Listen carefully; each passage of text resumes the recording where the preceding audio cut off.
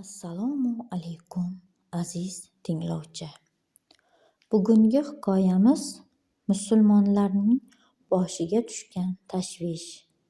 Uning boshiga tushmaganligidan sevinib, so'ng qilgan xatosini tushunib, 30 yil gunohini kechirishini so'rab, tavba qilgan inson haqida. 30 yildirki gunohimning afvi uchun af tiladim. Bir vaqtlar Bag'dodning Chorsusida juda katta yong'in bo'ldi. Hamma yoq yonib kul bo'ldi.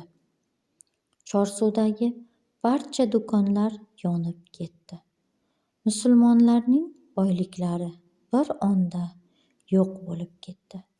Sirriy Sakati hazratlari ham shoshilib yong'in bo'lgan yerga borar ekan, yo'lda bir tanishga yo'liqdi. Uchragan odam Sirriy Sakatiga: "Hazrat, sizning do'koningizga hech narsa bo'lgani yo'q. Yong'in unga yaqin kelgani yo'q", dedi. Sirriy Sakati bir on sharoitni tushunmasdan bu xabardan mamnun bo'ldi va "Alhamdulillah", dedi. Shul dam Hazrat o'ziga keldi. Barcha musulmonlarning do'konlari kul bo'libdi. O'zining do'koni yonmaganiga sevinib, "Alhamdulillah", deb Allohga hamd aytib, shukr qilganidan keyin rosa 30 yil mobaynida Allohdan af etishni tiladi. 30 yil istig'forda bo'ldi. U falokat vaqtida faqat o'zini o'ylagani uchun o'zini kechira olmadi. Holbuki bizga ko'ra bunday deyish oddiy bir hol emasmi? Ammo buyuk odamlar uchun o'zini o'ylab, musulmonlarning dardlarini unutish musulmonlik mezoniga to'g'ri kelmaydi. Hazrat do'stlariga bir marta bexos sevinib, "Alhamdulillah", dedim. 30 yildirki bu gunohimning aybi uchun Janobi Haqqa ko'z yoshlarim bilan istig'for aytaman.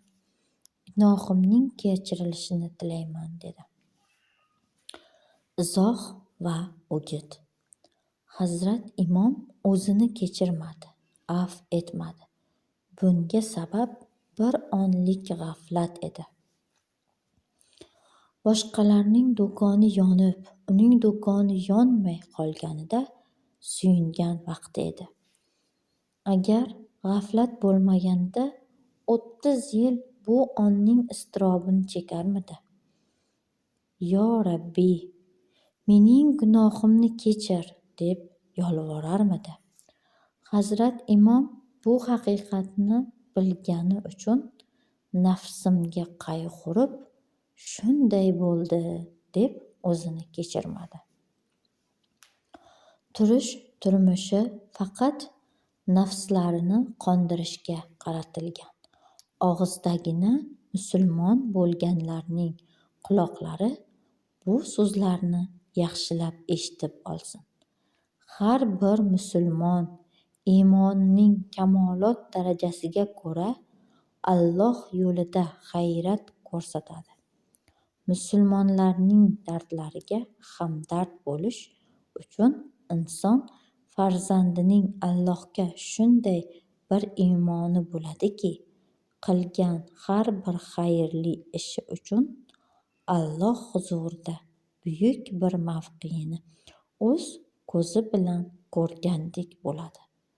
O'ziga nimani ravo ko'rsa, musulmon qardoshiga ham shuni ravo ko'rish darajasiga yetadi.